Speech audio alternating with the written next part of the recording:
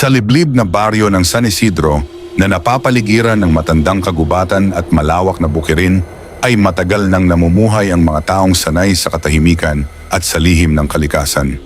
Ang hangin doon ay laging may dalang bulong ng mga dahon at ang lupa ay tila may sariling alaala na hindi kailanman nalilimutan. Ang baryo ay hindi lamang tahanan ng mga magsasaka at mangingisda, kundi tahanan din ng mga kwentong hindi maipaliwanag at mga hiwagang hindi dapat gambalain.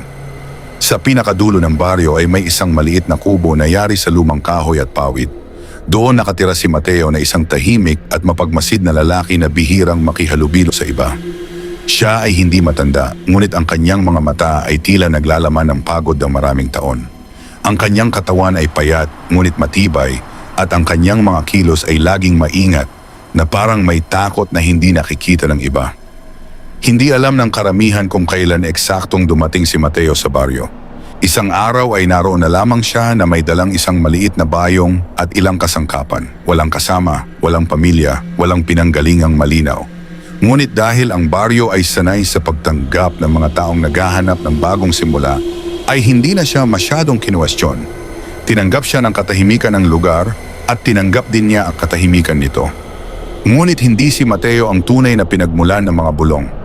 Ito ay nagsimula nang makita ng mga tao ang kanyang alagang manok na may kakaibang tindig at presensya. Ang manok ay hindi tulad ng karaniwang manok panabong sa baryo. Ito ay may balahibong kulay itim na tila sumisipsip ng liwanag at mga matang hindi kumukurap na parang may sariling pag-iisip. Ang kanyang katawan ay hindi masyadong malaki, ngunit ang kanyang tindig ay may kakaibang autoridad na hindi maipaliwanag. Sa unang tingin ay isa lamang itong ordinaryong manok, ngunit sa bawat galaw nito ay may katahimikang nagdudulot ng kakaibang pakiramdam sa sinumang nakatingin. Hindi ito basta tumitilaok. Hindi ito basta kumakain. Ito ay kumikilos na parang may alam na hindi alam ng iba. Pinangalanan ito ni Mateo bilang itim. Walang nakakaalam kung bakit iyon ang pangalan. Hindi niya ipinaliwanag at walang naglakas loob magtanong. Sa baryo ng San Isidro, ang sabong ay hindi lamang libangan kundi isang tradisyon. Ito ay bahagi ng kanilang pagkakakilanlan at bahagi ng kanilang araw-araw na pamumuhay. Ang bawat linggo ay may pagtitipon sa lumang sabungan na nasa gilid ng kagubatan kung saan ang mga lalaki ay nagtitipon upang subukin ang lakas ng kanilang mga alaga. Sa loob ng maraming taon ay may mga kilalang manok na naging alamat sa baryo. May mga manok na nanalo ng maraming laban at may mga manok na kinatatakutan ng iba.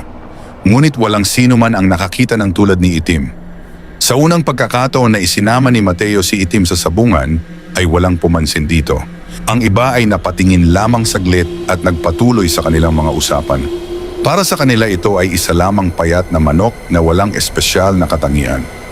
Ngunit nang magsimula ang laban ay nagbago ang lahat. Ang kalaban ni Itim ay isang kilalang manok na pagmamay-ari ni Ruben na matagal nang kinikilalang pinakamahusay na tagapag-alaga sa baryo. Ang kanyang manok ay malaki at matibay at maraming beses nang nanalo. Marami ang naniwala na ang laban ay matatapos agad. Ngunit sa sandaling pinakawalan ang dalawang manok ay may kakaibang nangyari. Si Itim ay hindi agad umatake. Ito ay nanatiling nakatayo at nakatingin lamang sa kalaban. Ang kanyang mga mata ay malamig at matalim.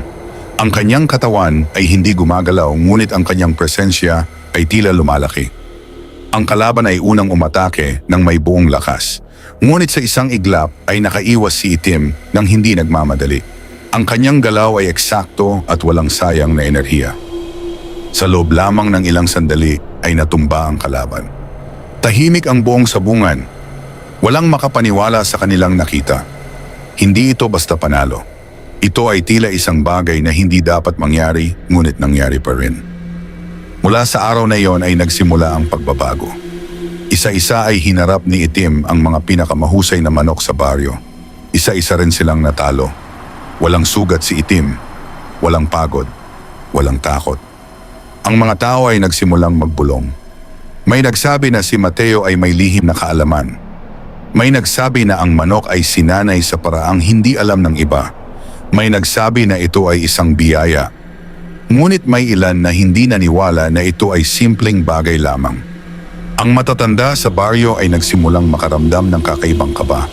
Sila ay sanay sa mga palatandaan ng kalikasan at alam nila kung kailan ang isang bagay ay hindi pangkaraniwan. Isang gabi ay may isang matandang babae na nagngangalang Alingsela na nakakita kay Mateo na naglalakad papunta sa kagubatan habang bitbit si Itim. Ang buwan ay mataas at ang liwanag nito ay sapat upang makita ang kanyang anyo. Tahimik siyang sumunod mula sa malayo. Si Mateo ay tumigil sa isang bahagi ng kagubatan kung saan ang mga puno ay mas matanda at mas makapal. Doon ay inilapag niya si Itim sa lupa at tumayo ng tuwid. At pagkatapos ay yumuko siya. Hindi iyon ang uri ng pagyuko na ginagawa ng tao sa kapwa-tao. Ito ay pagyukong may paggalang at pagsunod. Nanatili siyang ganoon ng ilang sandali.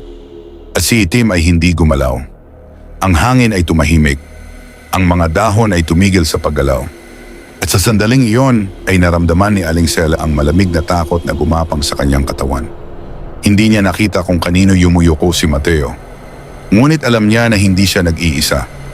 Mula sa gabing iyon ay hindi na siya nakatulog ng maayos. Ang balita ay kumalat ng dahan-dahan ngunit ang mga tao ay natakot magsalita ng hayagan. Ang baryo ng San Isidro ay matagal nang may mga kwentong hindi dapat binabanggit ng basta-basta. Ngunit ang panalo ni Itim ay nagpatuloy. Ito ay dinala ni Mateo sa ibang baryo, sa mas malalayong sabungan, sa mga lugar kung saan ang mga manok ay mas malalaki at mas mabangis. At sa bawat laban ay iisa lamang ang naging wakas. Panalo si Itim. Walang sugat, walang pagkatalo. Ang pangalan ni Mateo ay nagsimulang kilalanin ngunit hindi siya nagbago. Siya ay nanatiling tahimik at malayo sa iba. Hindi siya nagdiwang, hindi siya nagyabang. At si Itim ay nanatiling pareho. Tahimik, mapagmasid, hindi natitinag. Ngunit sa likod ng bawat panalo ay may lumalalim na anino na hindi nakikita ng karamihan. May mga gabi na ang mga aso sa baryo ay sabay-sabay na umaalulong ng walang dahilan. May mga gabi na ang hangin ay biglang lumalamig kahit walang ulan. May mga gabi na si Mateo ay nawawala mula sa kanyang kubo at bumabalik lamang bago sumikat ang araw. Ang mga tao ay nagsimulang umiwas sa kanya, hindi dahil may ginawa siyang masama, kundi dahil may nararamdaman silang hindi nila maipaliwanag. Isang presensya na hindi dapat naroroon, isang lihim na hindi dapat malaman. At sa gitna ng lahat ng ito ay nanatiling tahimik ang kagubatan na parang nagmamasid lamang at naghihintay. Dahil sa baryo ng San Isidro, ang mga kwento ay hindi basta nagsisimula. Ang mga ito ay nagigising. At may mga bagay na kapag nagising ay hindi na muling matutulog. Ang mga sumunod na araw sa baryo ng San Isidro ay tila naging mas mabigat kahit walang malinaw na dahilan. Ang mga tao ay nagpatuloy sa kanilang pang-araw-araw na gawain ngunit may pagbabago sa kanilang mga mata. Ang dating sigla ng usapan sa umaga ay napalitan ng maiikling sagot at maingat na tinginan. Ang bawat isa ay tila may alam na hindi sinasabi. Si Mateo ay nanatiling tulad ng dati. Gumigising siya bago sumikat ang araw at lumalabas sa kanyang kubo habang ang hamog ay nakadikit pa sa lupa. Ang kanyang mga hakbang ay laging pareho ang direksyon patungo sa maliit na kulungan na nasa likod ng kanyang kubo kung saan nananatili si Itim. Sa tuwing binubuksan niya ang kulungan ay hindi tumatakbo palabas si Itim tulad ng ibang manok. Ito ay nananatiling nakatayo at nakatingin lamang kay Mateo na parang naghihintay ng pahintulot. At sa tuwing tumatango si Mateo ay saka lamang ito gagalaw. May katahimikan sa pagitan nila na hindi kayang unawain ng iba. Isang umaga ay napansin ni Tomas na isang kabataang magsasaka ang kakaibang kilos ni Mateo. Si Tomas ay lumaki sa baryo at sanay sa mga hayop at sa kanilang galaw. Alam niya kung kailan ang isang hayop ay kumikilos ayon sa likas nitong ugali at kung kailan ito naiiba. Mula sa malayo ay nakita niya si Mateo na nakatayo lamang habang si Itim ay paikot-ikot sa kanyang harapan. Ngunit ang pag-ikot na iyon ay hindi tila walang direksyon. Ito ay tila may sinusunod na hugis sa lupa. Isang hugis na hindi maintindihan ngunit may kahulugan. Hindi nagtagal ay tumigil si Itim at tumingala kay Mateo. At si Mateo ay tumango. Sa sandaling iyon ay nakaramdam si Tomas ng hindi maipaliwanag na kaba. Hindi niya alam kung bakit, ngunit ang kanyang katawan ay kusang umurong at ang kanyang mga paa ay naghanap ng layo mula sa tanawing iyon. Hindi niya sinabi sa iba ang kanyang nakita. Ngunit hindi lamang siya ang nakapansin. Ang balita ng walang talong manok ay umabot sa mga karatig baryo. May mga dayuhang dumating upang makita si Itim at subukin ang kanilang mga alaga laban dito. Ang ilan ay may kumpiyansa at ang ilan ay may pagdududa. Ngunit lahat sila ay umalis na may parehong ekspresyon. Pagkatalo. Ang sabungan ay naging saksi sa isang bagay na hindi nito kailanman nakita. May mga laban na tumagal ng ilang minuto at may mga laban na natapos sa isang iglap. Ngunit ang wakas ay hindi nagbabago. Si Itim ay nananatiling nakatayo at ang kalaban ay laging nakahiga sa lupa. Ang mga tao ay nagsimulang umiwas tumingin sa mga mata ni Itim. May kakaibang lalim doon na tila sumisilip sa loob ng sinumang tumitingin. May mga sandali na ang kanyang mga mata ay tila hindi mata ng hayop, kundi mata ng isang bagay na mas matanda at mas tahimik. Isang hapon ay dumating si Mang Rodel na kilala bilang pinakamatandang sabongero sa malawak na rehiyon. Ang kanyang pangalan ay iginagalang at kinatatakutan. Marami na siyang nakita at marami na siyang natalong kalaban. Ang kanyang mga manok ay kilala sa kanilang bangis at tibay. Ngunit nang makita niya si Itim ay hindi siya agad nagsalita. Matagal niya itong tinitigan. At sa unang pagkakataon sa loob ng maraming taon ay nakaramdam siya ng pag-alinlangan. Gayunpaman ay tinanggap niya ang laban. Ang sabungan ay napuno ng mga taong sabik makakita ng sagupaan ng dalawang alamat. Ang hangin ay mabigat at ang katahimikan ay mas malalim kaysa karaniwan. Nang pakawalan ang dalawang manok ay agad umatake ang alaga ni Mang Rodel nang may lakas na sanay pumatay. Ngunit si Itim ay umatras ng eksakto lamang upang maiwasan ang bawat galaw. Walang pagmamadali, walang takot. Ito ay tila nakakaalam ng mangyayari bago pa ito mangyari. At sa isang iglap ay natapos ang laban. Ang alaga ni Mang Rodel ay bumagsak. At si Itim ay nanatiling nakatayo. Ang sabungan ay hindi nag-ingay. Ang katahimikan ay mas mabigat kaysa anumang sigawan. Si Mang Rodel ay lumapit kay Mateo. Ang kanyang mukha ay walang galit ngunit may lalim ng pag-unawa na hindi madaling ipaliwanag. Tinitigan niya si Mateo ng matagal. At pagkatapos ay tumango siya ng bahagya. Hindi iyon tanda ng pagkatalo lamang. Ito ay tanda ng pagkilala sa isang bagay na hindi niya kayang labanan. Umalis siya nang walang sinasabi. Mula sa araw na iyon ay mas lumalim ang takot ng mga tao. Hindi na ito simpleng paghanga. At siya'y pag-iingat. May mga nagsimulang magsabi na ang manok ay hindi pag-aari ni Mateo. Na si Mateo ay hindi ang tunay na amo. Na siya ay tagapagbantay lamang. Ang mga matatanda ay nagsimulang mag-alay ng tahimik na dasal sa tuwing dadaan sila malapit sa kagubatan. May mga bata na pinagbawalang maglaro sa bahaging iyon ng baryo. At si Aling Sela ay lalo pang naging tahimik. Isang gabi ay muling nakita niya si Mateo na papunta sa kagubatan. Ngunit sa pagkakataong iyon ay hindi siya nag-iisa. May anino na sumunod sa kanya. Isang anino na hindi tumutugma sa kanyang galaw. Isang anino na tila may sariling buhay. Si Aling Sela ay napaatras at hindi na sinubukang lumapit. Sa kanyang puso ay alam niya ang isang katotohanan na matagal nang kinatatakutan ng baryo. May mga bagay sa kagubatan na hindi tao. May mga bagay na matagal nang naroroon bago pa man dumating ang baryo. At may mga bagay na paminsan-minsan ay pumipili ng kanilang sariling alaga. Sa kubo ni Mateo ay nanatiling tahimik si Itim. Ngunit sa dilim ng gabi ang kanyang mga mata ay bukas. Ang dakilaliman ng kanyang mga mata ay may presensyang nagmamasid. Naghihintay. Hindi para sa susunod na laban, kundi para sa susunod na mangyayari. Habang lumilipas ang mga araw ay lalong nagiging malinaw na ang presensya ni Mateo at ng kanyang alagang si Itim ay hindi na lamang bahagi ng baryo kundi isang sentro ng katahimikang hindi mapalagay. Ang mga tao ay nasanay nang makita ang kubo sa dulo ng daan, ngunit hindi na nila ito tinitingnan ng matagal. Ang simpleng pagdaan doon ay nagdudulot ng pakiramdam na tila may matang nakasunod sa kanilang likuran.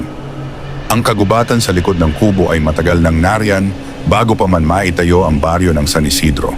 Ang mga puno nito ay matataas at matanda at ang kanilang mga ugat ay tila nakakapit sa mga alaala ng nakaraan. May mga bahagi ng kagubatan na hindi kailanman pinasok ng mga magsasaka kahit kailangan nila ng kahoy. Hindi dahil sa kakulangan ng lakas, kundi dahil sa likas na pag-iwas sa mga lugar na hindi tumatanggap ng presensya ng tao. Si Mateo ay isa sa iilang tao na malayang nakakapasok sa kagubatan na iyon. Tuwing dapit hapon kapag ang liwanag ng araw ay nagiging kulay abo at ang mga anino ay humahaba ay makikita siyang naglalakad patungo roon. Ang kanyang hakbang ay hindi nagmamadali at hindi rin nag-aalangan. Sa kanyang mga bisig ay madalas niyang dala si Itim na tahimik lamang at nakamasid sa paligid. May mga pagkakataon na ang hangin ay tila tumitigil sa tuwing papasok siya sa ilalim ng mga puno. Isang araw ay nagpasya si Tomas na sundan siya. Hindi niya alam kung saan nanggaling ang kanyang lakas ng loob. Marahil ito ay bunga ng matagal na pagkabahala o ng likas na pagnanais na maunawaan ang hindi maipaliwanag. Maingat siyang sumunod sa malayo at siniguro niyang hindi siya makikita. Ang kagubatan ay mas malamig kaysa karaniwan. Ang liwanag ng araw ay hindi ganap na nakapasok sa ilalim ng mga sanga at ang lupa ay makapal sa tuyong dahon. Ang bawat hakbang ni Tomas ay may kasamang tunog na tila mas malakas kaysa dapat. Sa unahan ay nakita niya si Mateo na tumigil sa isang maliit na bakanteng bahagi ng kagubatan. Ang lugar na iyon ay tila naiiba. Ang mga puno ay nakatayo sa isang pabilog na ayos at ang gitna ay walang damo. Ang lupa ay makinis na parang matagal nang hindi ginagalaw ng kalikasan. Walang ibon na nakadapo. Walang insekto na gumagalaw. Si Mateo ay dahan-dahang lumuhod. Ibinaba niya si Itim sa gitna ng bilog at pagkatapos ay yumuko siya muli. Hindi gumalaw si Itim. Ito ay nakatayo lamang at nakatingin sa kawalan. Ang hangin ay naging mas malamig. Si Tomas ay napahinto sa kanyang kinatatayuan. Ang kanyang dibdib ay mabigat at ang kanyang paghinga ay mabagal. Hindi niya maintindihan kung bakit ang kanyang katawan ay tumatangging lumapit pa. Lumipas ang ilang sandali at pagkatapos ay may nangyari na hindi niya kailanman makakalimutan. Ang mga dahon sa paligid ay bahagyang gumalaw kahit walang hangin. Ang mga anino sa lupa ay tila nagbago ng hugis at si Itim ay dahan-dahang itinaas ang kanyang ulo na parang may tinitingnan na hindi nakikita ng iba. Si Mateo ay nanatiling nakayuko. Ang katahimikan ay hindi na simpleng kawalan ng tunog. Ito ay presensya. Isang presensya na hindi nakikita ngunit naroroon. Si Tomas ay napaatras nang hindi niya namamalayan. Ang kanyang isip ay nagsimulang maghanap ng paliwanag, ngunit ang kanyang puso ay naunang nakaramdam ng takot. Alam niyang may nasaksihan siyang hindi para sa kanya. Hindi na siya naghintay pa. Tahimik siyang umatras at umalis sa kagubatan. Hindi siya tumakbo ngunit ang bawat hakbang ay mabigat sa kanyang dibdib. Sa gabing iyon ay hindi siya nakatulog. Ang imahe ni Mateo na nakayuko at ni Itim na nakatayo sa gitna ng bilog ay paulit-ulit na bumalik sa kanyang isip. At sa bawat pagbabalik ay mas lumilinaw ang isang katotohanan na matagal nang binubulong ng baryo. Si Mateo ay hindi lamang tagapag-alaga. Siya ay tagapagbantay. At si Itim ay hindi lamang alaga. Sa mga sumunod na araw ay nagsimulang magbago ang mga pangyayari sa baryo. May mga hayop na natagpuang patay sa gilid ng kagubatan ng walang sugat. May mga gabi na ang buwan ay tila mas maliwanag ngunit ang paligid ay mas madilim. May mga tao na nagsabing nakarinig sila ng mga hakbang sa labas ng kanilang bahay kahit walang tao. At sa tuwing mangyayari iyon ay makikita si Itim na nakatayo sa harap ng kubo ni Mateo na nakatingin sa kagubatan. Hindi ito gumagalaw. Hindi ito natutulog. Ito ay nagbabantay. Isang gabi ay nagpasya si Aling Sela na lumapit kay Mateo. Matagal niya itong pinag-isipan ngunit alam niyang hindi siya maaaring manatiling tahimik habang ang takot ay patuloy na lumalaki. Dinala niya ang kanyang tapang at naglakad siya patungo sa kubo habang ang gabi ay tahimik. Nakita niya si Mateo na nakaupo sa labas habang si Itim ay nasa kanyang tabi. Huminto siya sa ilang hakbang ang layo. Hindi siya agad nagsalita. Si Mateo ay hindi rin nagsalita. Ngunit alam niyang napansin siya nito. Lumipas ang ilang sandali bago siya naglakas loob. Tumingin siya kay Mateo at sa unang pagkakataon ay nakita niya ang lalim ng kanyang mga mata. Hindi iyon mata ng isang simpleng tao. Ito ay mata ng isang taong may dalang pasanin na hindi maaaring ibahagi. Si Aling Sela ay nakaramdam ng lungkot na hindi niya inaasahan. Sa sandaling iyon ay naunawaan niya na ang katotohanan ay mas mabigat kaysa takot. At may mga lihim na hindi pinipili ng tao, kundi ipinagkakatiwala sa kanila. Sa likuran ni Mateo ay nakatayo si Itim. Tahimik, mapagmasid. Sa kailaliman ng kanyang mga mata ay may isang presensyang patuloy na nagmamasid sa mundo ng tao. Naghihintay, hindi para sa laban, kundi para sa oras na matagal nang nakatakda. Ang gabi sa baryo ng San Isidro ay hindi na tulad ng dati. Ang dilim ay tila mas malalim at ang katahimikan ay may bigat na hindi maipaliwanag. Ang mga ilaw sa loob ng mga bahay ay mas maagang pinapatay at ang mga pintuan ay mas mahigpit na isinasara. Ang mga tao ay natutong umiwas sa labas kapag ang araw ay tuluyan ng lumubog. Sa gitna ng pagbabago ay nanatiling pareho si Mateo. Sa bawat umaga ay makikita siyang naglalakad sa paligid ng kanyang kubo habang si Itim ay nasa kanyang tabi. Ang kanyang mga galaw ay hindi nagmamadali, ngunit may layunin. Ang kanyang mga mata ay laging nakatingin sa malayo na parang may hinahanap o hinihintay. May mga sandali na siya ay tumitigil at tumitingin sa kagubatan. At sa tuwing ginagawa niya iyon ay si Itim ay tumitigil din. Hindi sila nagsasalita. Ngunit tila may nauunawaan sila na hindi kayang marinig ng iba. Ang mga tao sa baryo ay nagsimulang magtipon-tipon sa bahay ni Kapitan Isko upang pag-usapan ang mga pangyayari. Si Kapitan Isko ay matagal ng pinuno ng baryo at sanay sa mga suliranin ng kanyang mga nasasakupan. Ngunit ang mga nangyayari ngayon ay hindi tulad ng karaniwang problema. May mga nawawalang alagang hayop. May mga gabing ang mga aso ay tumatahol sa kawalan. May mga taong nagsasabing nakaramdam sila ng malamig na hangin kahit walang ulan. At sa bawat kwento ay laging may isang detalye na hindi may kakaila. Ang presensya ng kagubatan. Si Kapitan Isko ay nakinig sa lahat ng ito ng tahimik. Hindi siya agad nagsalita. Alam niyang ang takot ay maaaring lumaki kapag pinakain ng haka-haka. Ngunit sa kanyang puso ay may pag-alinlangan. Matagal na siyang naninirahan sa baryo at alam niya na ang kagubatan ay hindi lamang koleksyon ng mga puno. Ito ay bahagi ng kasaysayan na hindi na isulat, ngunit naramdaman ng mga henerasyon. Isang gabi matapos ang pagpupulong ay nagpasya siyang puntahan si Mateo. Naglakad siya mag-isa patungo sa kubo habang ang buwan ay natatakpan ng ulap. Ang kanyang mga hakbang ay mabagal ngunit matatag. Hindi siya sanay matakot ngunit hindi rin siya bulag sa mga palatandaan. Nang marating niya ang kubo ay nakita niya si Mateo na nakatayo sa labas. Si Itim ay nasa kanyang tabi. Huminto si Kapitan Isko sa ilang hakbang ang layo. Nagkatinginan sila. Sa sandaling iyon ay naramdaman ni Kapitan Isko ang kakaibang bigat sa hangin. Hindi ito banta ngunit hindi rin ito katahimikan. Ito ay presensya. Isang presensya na hindi kanya. Hindi siya agad nagsalita.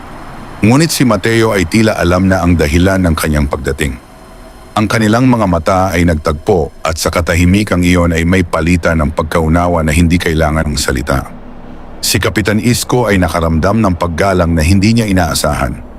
Hindi dahil sa takot, kundi dahil sa pakiramdam na si Mateo ay may tungkuling hindi pinili ngunit tinanggap. Matapos ang ilang sandali ay tumango si Kapitan Isko. Ito ay simpleng kilos ngunit may kahulugan. At pagkatapos ay umalis siya nang walang sinabi. Hindi niya alam kung bakit hindi siya nagtanong.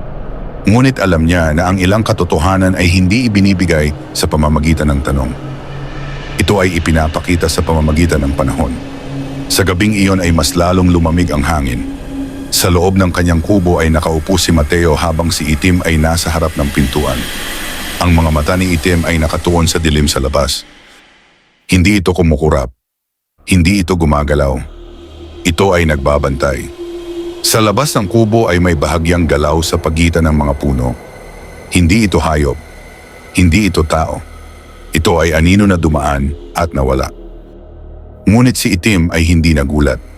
Ito ay tila inaasahan na ang presensyang iyon. At si Mateo ay nanatiling nakaupo. Ang kanyang mukha ay walang takot. Tanging pagod at pagtanggap. Sa kanyang isipan ay may mga alaala na matagal nang nakabaon. Mga alaala ng unang gabi na nakita niya si Itim. Mga alaala ng unang pagkakataon na naramdaman niya ang presensya sa kagubatan. Mga alaala ng isang pangakong hindi niya kailanman naisip na gagawin. Sa baryo ng San Isidro ang mga kwento ay hindi basta nangyayari. Ang mga sim ay nagsisimula sa isang pagpili. And may mga pinipili na hindi maaring tumanggi. Sa labas ay patuloy na nagbabantay si Itim. Ang kanyang mga mata ay hindi lamang mata ng isang manok. Ito ay mata ng isang tagapagbantay ng isang lihim na mas matanda kaysa baryo. At sa dilim ng kagubatan ay may mga matang nakamasid din sa kanya. Hindi bilang kalaban, kundi bilang bahagi ng isang kasunduang hindi maaaring sirain. Ang gabi ay lumalim. At ang oras ay patuloy na lumapit sa isang katotohanang matagal nang naghihintay na maihayag. Bago pa man dumating si Mateo sa baryo ng San Isidro, ay isa lamang siyang anino sa sarili niyang buhay. Ang kanyang nakaraan ay hindi niya ibinahagi sa iba, ngunit ito ay nananatiling buhay sa kanyang isipan na parang sugat na hindi ganap na naghihilom. May mga alaala na bumabalik sa kanya sa tuwing ang gabi ay tahimik at ang hangin ay malamig. Noon ay hindi siya naninirahan sa baryo. Siya ay nagmula sa isang malayong lugar kung saan ang lupa ay tuyot at ang mga tao ay sanay sa hirap. Siya ay nabuhay sa simpleng paraan at natutong mag-isa. Wala siyang pamilya na maaaring balikan at wala ring lugar na tunay niyang matatawag na tahanan. Ang kanyang paglalakbay ay walang malinaw na direksyon. Hanggang sa isang gabi na nagbago ang lahat. Ang gabing iyon ay tahimik at ang buwan ay mataas sa kalangitan. Si Mateo ay naglalakad sa gilid ng isang kagubatan na hindi niya kilala. Ang kanyang katawan ay pagod at ang kanyang isip ay puno ng mga tanong na walang sagot. Hindi niya alam kung bakit siya napunta roon, ngunit may pakiramdam siya na kailangan niyang magpatuloy. Sa kanyang paglalakad ay may narinig siyang kakaibang tunog. Hindi ito sigaw. Hindi ito galaw ng hayop. Ito ay tila isang presensya na tumatawag ng walang salita. Huminto siya. Ang kanyang puso ay mabagal, ngunit mabigat. At pagkatapos ay nakita niya ito. Sa ilalim ng isang matandang puno ay may isang manok na nakatayo ng mag-isa. Ito ay may balahibong itim na tila sumisipsip ng liwanag. Ang mga mata nito ay nakatingin sa kanya nang hindi kumukurap. Hindi ito gumalaw. Hindi ito tumakbo. Ito ay tila naghihintay. Si Mateo ay hindi maintindihan kung bakit hindi siya umatras. Sa halip ay lumapit siya ng dahan-dahan. Sa bawat hakbang ay naramdaman niya ang lamig ng hangin at ang katahimikan ng paligid. Nang siya ay tuluyang makalapit ay tumigil siya. Ang manok ay nanatiling nakatingin sa kanya. At sa sandaling iyon ay may naramdaman siya na hindi niya kailanman naranasan. Hindi ito takot. Hindi ito galit. Ito ay tawag. Isang tahimik na paanyaya na hindi nagmula sa hayop kundi sa isang bagay na mas malalim. Hindi niya alam kung gaano siya katagal na nakatayo roon. Ngunit nang siya ay yumuko ay hindi niya ito ginawa dahil sa utos. Ginawa niya ito dahil alam niyang iyon ang nararapat. At nang muli siyang tumingala ay naramdaman niya na hindi na siya nag-iisa. Hindi niya nakita ang presensya. Ngunit alam niyang naroroon ito. Sa gabing iyon ay nagbago ang kanyang landas. Dinala niya ang manok. At mula sa sandaling iyon ay hindi na siya kailanman naging malaya sa kahulugan ng salitang iyon.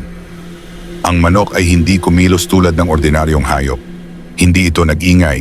Hindi ito nagpakita ng takot. Ito ay nanatiling tahimik na parang may sariling layunin. Si Mateo ay nagpatuloy sa kanyang paglalakbay hanggang sa makarating siya sa baryo ng San Isidro. Hindi niya pinili ang baryong iyon dahil sa plano. Pinili niya ito dahil sa pakiramdam na iyon ang lugar kung saan siya dapat tumigil. Tinanggap siya ng baryo ng walang tanong. Ngunit ang kagubatan sa likod ng baryo ay hindi tahimik sa kanyang presensya. Sa unang gabi na siya ay nanatili roon, ay naramdaman niya muli ang presensya na unang tumawag sa kanya. Ito ay hindi nagpakita ng anyo, ngunit ang presensya nito ay malinaw. Ito ay hindi galit. Ito ay hindi mabait. Ito ay matanda. At ito ay nagmamasid. Sa paglipas ng panahon ay natutunan ni Mateo ang isang katotohanan na hindi niya kailanman hiniling na malaman. Ang manok ay hindi sa kanya. Ito ay ipinagkatiwala lamang sa kanya. Siya ay hindi amo. Siya ay tagapagbantay. Ang kanyang tungkulin ay hindi upang mag-utos kundi upang sumunod. Sa bawat laban na pinapasok ni Itim ay hindi niya ito ginawa dahil sa pagnanais na manalo. Ginawa niya ito dahil iyon ang landas na itinakda. At sa bawat panalo ay nararamdaman niya ang presensya na patuloy na lumalapit. Hindi bilang gantimpala, kundi bilang paalala. Sa kasalukuyan ay nakaupo si Mateo sa loob ng kanyang kubo habang ang gabi ay tahimik. Ang kanyang mga mata ay bukas, ngunit ang kanyang isip ay nasa nakaraan. Sa labas ay nakatayo si Itim. Ang kanyang anyo ay hindi nagbago. Ngunit ang kanyang presensya ay mas mabigat. May mga bagay na papalapit. And alam ni Mateo na ang oras ng kanyang tungkulin ay hindi walang hanggan. Sa kailaliman ng kagubatan ay may presensyang nagising. Ito ay matagal nang naghihintay. Si Itim ay hindi lamang tagapagbantay ng baryo. Siya ay tagapagbantay ng isang hangganan. Isang hangganan na hindi dapat tawirin ng tao. Si Mateo ang napiling manatili sa pagitan. Ang mga araw sa baryo ng San Isidro ay patuloy na dumadaloy, ngunit ang pakiramdam ng normalidad ay unti-unting nawawala. Ang mga tao ay natutong mamuhay ng may pag-iingat. Ang kanilang mga galaw ay mas tahimik at ang kanilang mga mata ay mas mapagmasid. Ang bawat tunog mula sa kagubatan ay may kahulugan na hindi nila lubos na nauunawaan, ngunit hindi rin nila maaaring baliwalain. Si Mateo ay nanatiling tahimik na tagapagbantay ng isang lihim na hindi niya maaaring talikuran. Sa bawat umaga ay pinagmamasdan niya si Itim habang ito ay nakatayo sa harap ng kubo. Walang pagbabago sa anyo nito, ngunit ang presensya nito ay patuloy na lumalalim. May bigat sa paligid nito na hindi nakikita, ngunit malinaw na nararamdaman. May mga pagkakataon na si Itim ay biglang tumitigil at tumitingin sa kagubatan ng matagal. Sa mga sandaling iyon ay hindi ito kumikilos na parang hayop, kundi parang isang nilalang na nakikinig sa isang tawag na nagmumula sa malayo. Alam ni Mateo ang ibig sabihin nito. May gumagalaw sa kabilang panig ng hangganan. Isang umaga ay natagpuan ng ilang magsasaka ang isang bahagi ng kanilang bukirin na tila naapakan ng maraming paa. Ang lupa ay nabasag at ang damo ay natuyo kahit walang malinaw na dahilan. Walang bakas ng hayop, walang bakas ng tao. Ngunit may presensya na nanatili sa hangin. Ang balita ay mabilis na kumalat at ang takot ay unti-unting lumalim. Ang mga tao ay nagsimulang magtanong kung ang baryo ay ligtas pa. Ngunit walang sino man ang may sagot. Sa parehong araw na iyon ay napansin ni Mateo na si Itim ay hindi kumain. Ito ay nanatiling nakatayo lamang at nakatingin sa kagubatan. Ang kanyang mga mata ay hindi kumukurap. Ito ay hindi pagod. Ito ay naghihintay. Sa kanyang dibdib ay naramdaman ni Mateo ang pagbabalik ng bigat na matagal niyang hindi naramdaman. Alam niyang ang katahimikan na kanilang tinatamasa ay hindi permanente. Ito ay pahinga lamang bago ang susunod na yugto. Sa dapit hapon ay naglakad siya patungo sa kagubatan habang si Itim ay nasa kanyang tabi. Ang kanilang mga hakbang ay mabagal ngunit tiyak. Ang hangin ay malamig at ang liwanag ng araw ay unti-unting nawawala sa pagitan ng mga puno. Nang marating nila ang bilog na bahagi ng kagubatan ay tumigil sila. Ang lupa sa gitna ay pareho pa rin, ngunit ang hangin ay naiiba. Ito ay mas mabigat, mas matanda. Si Mateo ay dahan-dahang lumuhod. Si Itim ay nanatiling nakatayo. Sa sandaling iyon ay naramdaman niya ang presensya na matagal nang nagmamasid sa kanya. Hindi ito galit. Hindi ito nagmamadali. Ito ay naghihintay lamang. Sa kanyang isip ay bumalik ang alaala ng unang gabi na siya ay tinawag. Ang parehong katahimikan. Ang parehong pakiramdam ng presensya na hindi nakikita ngunit hindi maikakaila. Alam niya na ang kanyang tungkulin ay hindi pa tapos. Sa baryo ay nagsimulang mangyari ang mga bagay na hindi maipaliwanag. May isang bata na nagising sa gitna ng gabi at nagsabing may nakita siyang mga matang nakatingin mula sa gilid ng kagubatan. May isang matandang lalaki na nagsabing may naramdaman siyang malamig na kamay sa kanyang balikat kahit walang tao sa kanyang likuran. Ang mga kwento ay hindi na lamang bulong. Ito ay naging babala. At sa gitna ng lahat ng ito ay nanatiling tahimik si Mateo. Hindi dahil wala siyang alam, kundi dahil alam niya na ang katotohanan ay hindi maaaring pigilan. Ito ay darating sa sarili nitong oras. Sa labas ng kanyang kubo ay patuloy na nagbabantay si Itim. Ang kanyang presensya ay hindi lamang para sa laban sa sabungan. Ito ay para sa laban na hindi nakikita ng tao. Sa kailaliman ng kagubatan ay may isang hangganan na matagal nang sarado. Isang hangganan na pinananatili ng kasunduan na mas matanda kaysa baryo. At si Itim ang susi. Ngunit ang bawat susi ay may pintuang binubuksan. At ang bawat pintuan ay may bagay na naghihintay sa kabilang panig. Sa gabing iyon ay hindi natulog si Mateo. Nakaupo siya sa harap ng kanyang kubo habang si Itim ay nasa kanyang tabi. Ang kanilang mga mata ay parehong nakatingin sa dilim. Ang hangin ay hindi gumagalaw. Ang kagubatan ay tahimik. Ngunit sa katahimikang iyon ay may presensya na unti-unting lumalapit. Hindi ito nagtatago. Hindi ito nagmamadali. Ito ay bumabalik.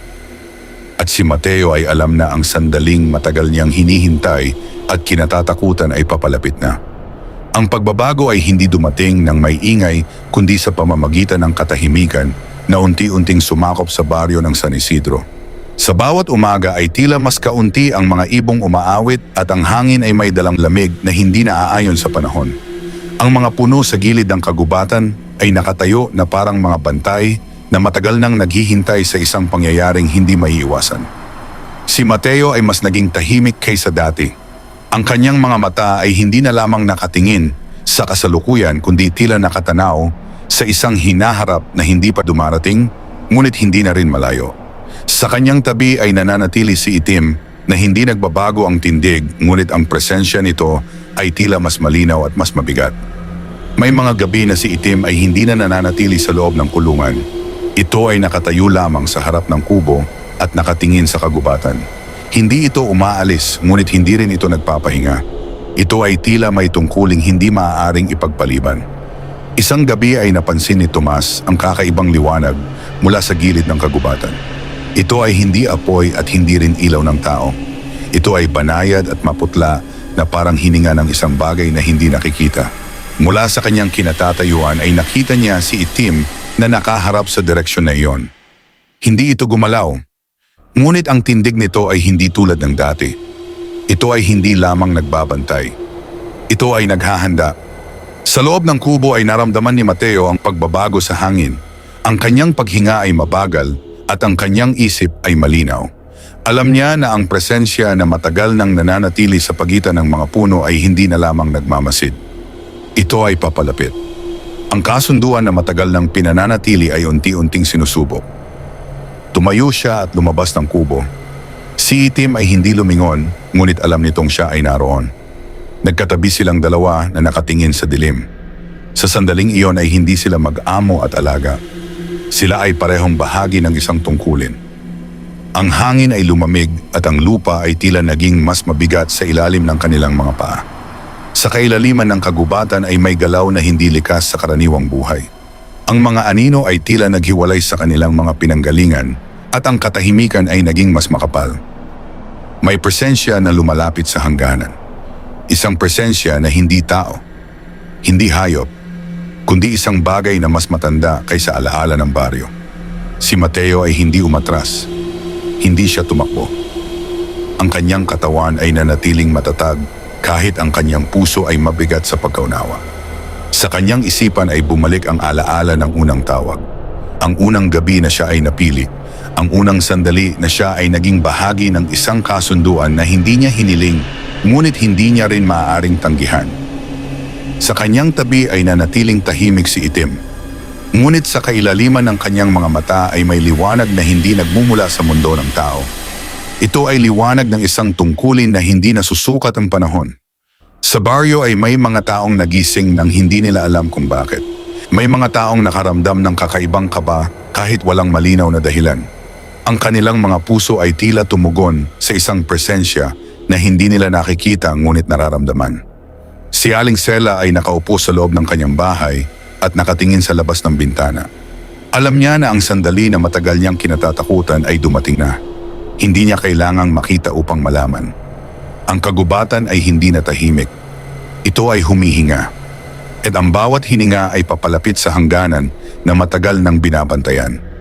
Sa labas ng kubo ni Mateo ay nanatiling magkatabi ang tao at ang manok. Hindi bilang mag-amo at alaga, kundi bilang mga tagapagbantay ng isang pintuan na hindi dapat mabuksan. Ngunit sa gabing iyon ay may presensya na tumigil sa kabilang panig. Ito ay hindi tumawid. Hindi pa. Ito ay naghihintay. At si Itim ay hindi gumalaw.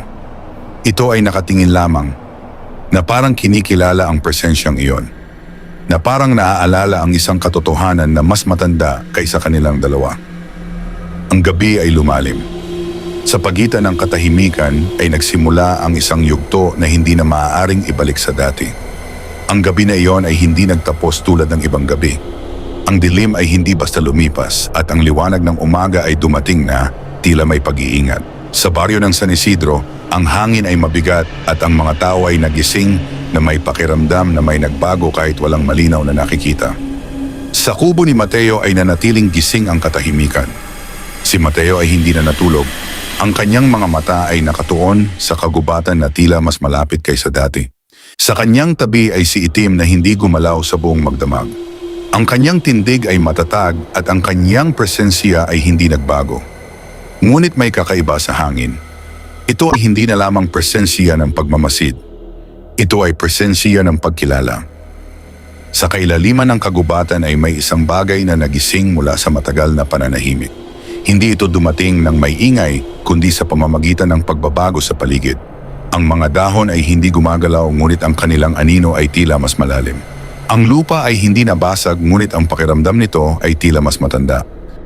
Si Mateo ay nakaramdam ng bigat sa kanyang dibdib na hindi dulot ng takot kundi ng pagkaunawa.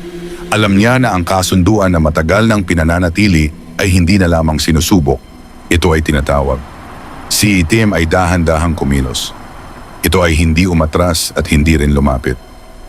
Ito ay tumayo lamang ng mas tuwid. Ang kanyang mga mata ay nakatuon sa isang bahagi ng kagubatan kung saan ang dilim ay tila mas makapal kaysa iba. Sa sandaling iyon ay naramdaman ni Mateo ang presensya na matagal niyang nakilala.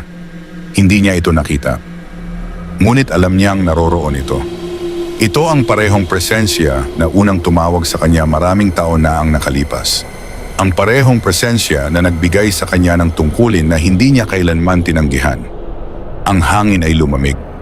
At sa pagitan ng mga puno ay may anino na hindi tulad ng iba. Ito ay hindi malinaw. Ito ay hindi ganap na anyo. Ngunit ito ay naroroon. Si Mateo ay hindi yumuko. Hindi na tulad ng dati. Sa halip ay nanatili siyang nakatayo sa tabi ni Itim. Hindi bilang tagasunod, kundi bilang bahagi ng kasunduan. Sa baryo ay may mga taong nagising ng may kakaibang panaginip. May mga nakakita ng kagubatan sa kanilang isipan kahit hindi sila naroon. May mga nakaramdam ng mga matang nakatingin sa kanila mula sa malayo. Si Tomas ay nagising na pawis ang kanyang noo kahit malamig ang gabi. Sa kanyang isipan ay may imahe ng isang bilog sa gitna ng kagubatan at si Itim na nakatayo roon ng mag-isa. Hindi niya alam kung bakit niya nakita iyon, ngunit alam niyang ito ay hindi simpleng panaginip. Si Aling Sela ay nanatiling gising sa kanyang higaan. Ang kanyang mga mata ay bukas at ang kanyang puso ay mabigat. Alam niya na ang oras ng lihim ay papalapit na sa sandali ng paghahayag. Sa labas ng kubo ni Mateo ay nanatiling tahimik ang mundo. Ngunit sa katahimikang iyon ay may palitan ng pagkilala na hindi kailangan ng salita. Ang presensya sa kagubatan ay hindi lumapit pa. Ngunit ito ay hindi na rin malayo. Ito ay naghihintay. At si Itim ay nakatingin lamang.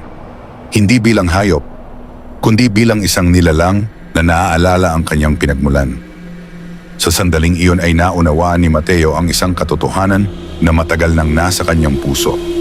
Ang kanyang tungkulin ay hindi lamang magbantay. Ang kanyang tungkulin ay manatili hanggang sa sandali na siya ay hindi na kailangan. At ang sandaling iyon ay papalapit na. Ang hangin ay naging mas malamig. Ang mga puno ay nanatiling tahimik. Sa kailaliman ng kagubatan ay may isang presensya na muling gumalaw. Hindi upang umatake, kundi upang ipaalala na ang kasunduan ay buhay pa. At si Itim ay nanatiling matatag. Ang kanyang mga mata ay bukas. Ang kanyang presensya ay malinaw. Ang kanyang tungkulin ay hindi pa tapos. Ngunit ang wakas ay hindi na malayo. Ang umaga ay dumating ng may kakaibang katahimikan na hindi kailanman naranasan ng baryo ng San Isidro. Ang liwanag ng araw ay tumama sa lupa, ngunit hindi nito nagawang alisin ang lamig na nananatili sa hangin. Ang mga tao ay lumabas sa kanilang mga bahay na may mabibigat na pakiramdam na hindi nila maipaliwanag. Ang kanilang mga galaw ay mabagal at ang kanilang mga mata ay tila naghahanap ng katiyakan na wala roon. Ang kagubatan ay nanatiling tahimik. Ngunit ang katahimikan nito ay hindi na tulad ng dati. Ito ay hindi na pahinga. Ito ay paghihintay. Sa kubo ni Mateo ay nakatayo si Itim sa parehong lugar kung saan ito nagbantay sa buong magdamag. Ang kanyang katawan ay hindi nagpapakita ng pagod, ngunit ang kanyang presensya ay tila mas malalim kaysa kailanman. Ang kanyang mga mata ay hindi kumukurap at ang kanyang pansin ay nakatuon sa hangganan ng kagubatan. Si Mateo ay nakatayo sa likuran niya. Sa loob ng kanyang dibdib ay may kapayapaan na hindi nagmula sa kawalan ng takot kundi sa pagtanggap ng katotohanan. Alam niya na ang sandali na matagal niyang dinala ay dumating na. Ang tungkulin na ipinagkatiwala sa kanya ay papalapit na sa wakas. Hindi ito wakas ng lahat. Ito ay wakas lamang ng kanyang bahagi. Sa baryo ay may mga taong hindi sinasadyang napatingin sa kagubatan. May mga nakaramdam ng tawag na hindi nila maintindihan. May mga nakarinig ng katahimikan na tila may kahulugan. Si Tomas ay tumayo sa gilid ng kanyang bukirin at tumingin sa malayo. Ang kanyang puso ay mabigat, ngunit ang kanyang isip ay malinaw. Alam niya na may nangyayari na mas malaki kaysa sa kanyang sarili. Hindi niya ito maintindihan, ngunit alam niyang ito ay totoo. Si Aling Sela ay lumabas ng kanyang bahay at tumingin sa direksyon ng kubo ni Mateo. Sa kanyang mga mata ay may lungkot at pagkaunawa. Matagal na niyang naramdaman ang presensya na iyon at alam niyang ang sandaling ito ay hindi maiiwasan. Sa pagitan ng mga puno ay may pagbabago na hindi nakikita ngunit naroroon. Ang hangganan ay humihina. Ang presensya sa kabilang panig ay hindi na lamang nagmamasid. Ito ay lumalapit. Sa labas ng kubo ay hindi gumalaw si Itim. Ngunit ang kanyang presensya ay tila lumawak. Ang hangin sa paligid niya ay naging mas malamig at ang lupa sa ilalim ng kanyang mga paa ay tila tumugon sa kanyang presensya. Si Mateo ay dahan-dahang lumapit at tumigil sa kanyang tabi. Hindi niya hinawakan si Itim. Hindi niya ito tinawag. Alam niya na ang sandaling ito ay hindi para sa kanya lamang. Ito ay para sa isang bagay na mas matanda kaysa sa kanilang dalawa. Sa kailaliman ng kagubatan ay may anino na gumalaw. Hindi ito tulad ng ibang anino. Ito ay hindi nakatali sa liwanag. Ito ay gumagalaw ayon sa sarili nitong kalooban. At sa unang pagkakataon ay naramdaman ni Mateo ang buong bigat ng presensyang iyon. Hindi ito galit. Hindi ito mabait. Ito ay walang pakialam sa mundo ng tao. Ito ay naroroon lamang upang kunin ang nararapat dito. Si Itim ay hindi umatras. Ang kanyang mga mata ay nanatiling nakatuon sa presensyang iyon. Sa sandaling iyon ay hindi na siya simpleng manok. Siya ay tagapagbantay. At ang kanyang tungkulin ay papalapit na sa huling sandali. Ang hangin ay tumigil. Ang mundo ay tila huminto. At sa katahimikang iyon ay may isang pagkilala na naganap. Isang pagkilala sa pagitan ng tagapagbantay at ng presensyang kanyang binabantayan. Si Mateo ay nakaramdam ng bigat na unti-unting nawawala. Hindi dahil natapos na ang lahat, kundi dahil ang kanyang bahagi ay papalapit na sa pagtatapos. Sa baryo ng San Isidro, ang mga tao ay hindi nakakita ng anuman. Ngunit sa kanilang mga puso ay may pakiramdam na may isang bagay na nagwakas at may isang bagay na nagsimula. Sa gitna ng katahimikan ay nanatiling nakatayo si Itim. Matatag, tahimik, handa. At sa kailaliman ng kagubatan ay may presensya na tuluyan ng lumapit sa hangganan. Ang sandali ng katotohanan ay dumating na. Ang sandali ay dumating ng walang babala, ngunit hindi rin ito ganap na hindi inaasahan. Sa baryo ng San Isidro, ang hangin ay tila tumigil sa paghinga at ang liwanag ng araw ay naging maputla na parang ito mismo ay nagmamasid sa isang pangyayaring hindi kayang unawain ng mundo ng tao. Sa harap ng kubo ni Mateo ay nanatiling nakatayo si Itim. Ang kanyang presensya ay hindi na lamang tulad ng isang tagapagbantay ng hangganan. Ito ay presensya ng isang nilalang na matagal nang naghintay sa sandaling ito.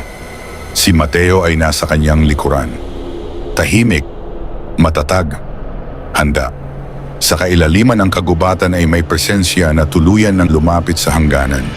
Hindi ito nagpakita ng malinaw na anyo, ngunit ang presensya nito ay sapat upang maramdaman ang lalim ng kanyang pinagmulan. Ito ay hindi bahagi ng mundo ng tao at hindi rin bahagi ng mundo ng hayop. Ito ay mas matanda kaysa pareho. Ang lupa ay tila tumugon sa paglapit nito.